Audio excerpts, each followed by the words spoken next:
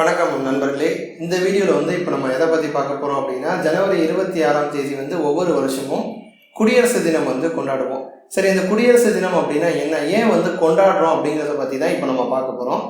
நம்ம அதை பார்க்கறதுக்கு முன்னாடி ரெண்டு பார்ட்டாக பிரிச்சுப்போம். பார்ட் 1 பார்த்தீங்க அப்படின்னா காந்தி, பார்ட் 2 பார்த்தீங்க அப்படின்னா நேரு. இப்போ பார்ட் 1 பற்றி பார்ப்போம். 1929 லாகூரில் ஒரு மாநாடு நடக்குது. அந்த மாநாட்டில் என்ன சொல்கிறாங்க அப்படின்னா, பூரண சுயராஜ்யம் அதுதான் நம்மளுடைய இலக்கு அப்படின்னு சொல்கிறாங்க. அதாவது முழு சுதந்திரம் நமக்கு வேணும், அதுதான் நம்மளுடைய இலக்கு அப்படின்னு சொல்லிட்டு ஒரு தீர்மானம் நிறைவேற்றுறாங்க. முதல் தீர்மானம். ரெண்டாவது தீர்மானம் இன்னும் நிறைவேற்றுறாங்க. அந்த பூரண சுயராஜ்யம் நமக்கு வேணும் அப்படின்னா நம்ம என்ன பண்ணணும் அப்படிங்கிறத காந்திஜியை முடிவெடுப்பாரு அப்படின்னு சொல்லிட்டு ரெண்டு தீர்மானத்தை அந்த மாநாட்டில் நிறைவேற்றுறாங்க.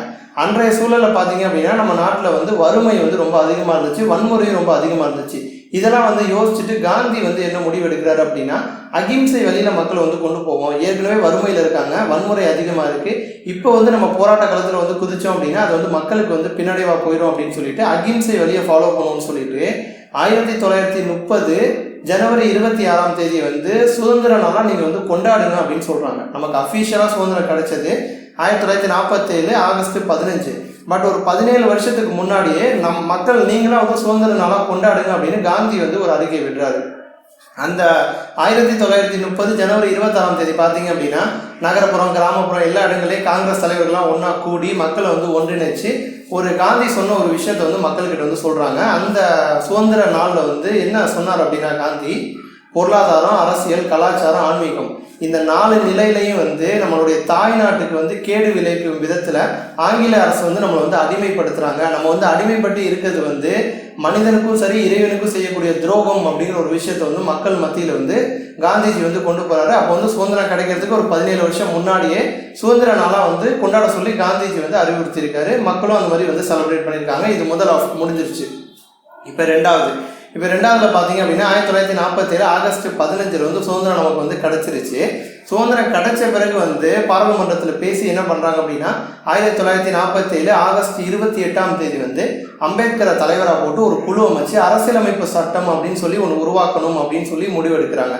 அரசியலமைப்பு சட்டம் எதற்காகனா நமக்கான உரிமை. இப்போ நம்ம பேசுகிறோம் அப்படின்னா பேசுறதுக்கு ஒரு உரிமை இருக்குது. இப்போ தமிழ்நாட்டில் இருக்கோம், பக்கத்து ஸ்டேட்டுக்கு போகிறோம் அப்படின்னா அதற்கு நமக்கு ரைட்ஸ் இருக்குது. ஸோ இதெல்லாம் சேர்ந்தது தான் அரசியலமைப்பு. அந்த அரசியலமைப்பை உருவாக்க சொல்லி அம்பேத்கர்கிட்ட ஒப்படைக்கிறாங்க.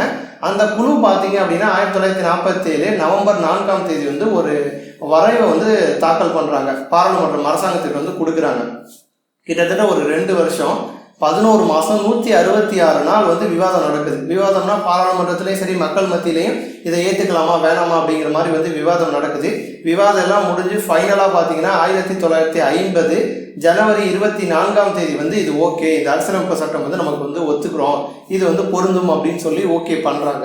அந்த சமயத்தில் பிரதமராக இருக்கக்கூடிய நேரு என்ன பண்ணுறாரு அப்படின்னா ஜனவரி 24ஆம் தேதி ஒத்துக்கிட்டாங்க. இருந்தாலும் இதை இப்போதைக்கு அமல்படுத்த வேணாம், 1950 ஜனவரி 26ஆம் தேதி இதை நடைமுறைப்படுத்துங்கன்னு சொல்கிறாரு. ஏன் அந்த ஜனவரி 26 செலக்ட் பண்ணுறாங்கன்னா, முன்னாடியே காந்தி ஜனவரி 26 தான் சுதந்திர தினமாக கொண்டாட சொல்லி மக்களை அறிவுறுத்தியிருக்காரு. ஸோ அந்த இதை நினைவுபடுத்தணும் அப்படிங்கிற விதத்தில் நேரு பார்த்தீங்க அப்படின்னா 1950 ஜனவரி 26ஆம் தேதியை குடியரசு தினம் அப்படின்னு சொல்லி அறிவிக்கிறாரு. அந்த அரசியலமைப்பு சட்டத்தை ஜனவரி 26 தான் நடைமுறைப்படுத்துறாரு. நடைமுறைப்படுத்திட்டு நேரு என்ன சொல்றாரு அப்படின்னா, இன்னையிலிருந்து அதாவது 1950 ஜனவரி 26 இந்திய நாடு குடியரசு நாடு அப்படின்னு சொல்றாரு. அப்போ அந்த குடியரசு அப்படிங்கிற ஒரு வார்த்தைக்கு என்ன அர்த்தம் பார்த்தீங்கன்னா, இப்போ மன்னராட்சின்னு எடுத்துக்கோங்க. மன்னராட்சியில் மன்னர் இருக்காரு.